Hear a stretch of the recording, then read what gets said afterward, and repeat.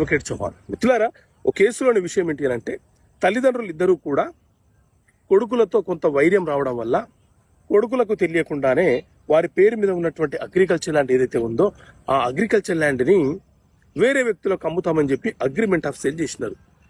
Agreement of sale చేసి అడ్వాన్స్గా కొంత సొమ్మును తీసుకున్నారు. ఇప్పుడు అతని యొక్క కుమారులు ఎవరైతే ఉన్నారో వాళ్ళు ఈ అగ్రిమెంట్ ఆఫ్ సేల్ని క్యాన్సిలేషన్ చేయాలి అని చెప్పి ప్రయత్నం చేస్తున్నారు. సో ఈ సందర్భంలో అగ్రిమెంట్ ఆఫ్ సేల్ క్యాన్సిల్ అవుతుందా అంటే మిత్రులారా, సాధారణంగా ఎవరైనా ఒక వ్యక్తి తన కష్టార్జితంతో సంపాదించిన ఆస్తి అతని వద్ద అతని పేరు మీద ఉంటే అతను ఎవరికైనా అమ్ముకోవచ్చు, అగ్రిమెంట్ ఆఫ్ సేల్ చేయవచ్చు, గిఫ్ట్గా ఇవ్వవచ్చు, వీలునామా రాయవచ్చు. దానిని నిరోధించే హక్కు భార్యకు, పిల్లలకు, ఇతర వారసులు ఎవ్వరికీ కూడా ఉండదు.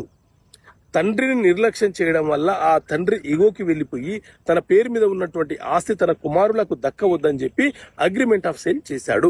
ఇప్పుడు దాన్ని రద్దుపరిచే ప్రయత్నం వీళ్ళు ఎంత చేసినా అగ్రిమెంట్ చేసుకున్న వ్యక్తి ఎవరైతే ఉన్నాడో ఆ వ్యక్తి సూట్ ఫర్ స్పెసిఫిక్ పర్ఫార్మెన్స్ అనే కేసు న్యాయస్థానంలో వేసి కోర్టు ద్వారా ఆ ప్రాపర్టీ, అగ్రిమెంట్ చేసుకున్న ప్రాపర్టీ ఏదైతే ఉందో ఆ ప్రాపర్టీని అతను తన పేరు మీద రిజిస్ట్రేషన్ చేసుకునే హక్కును కలిగి ఉంటాడు.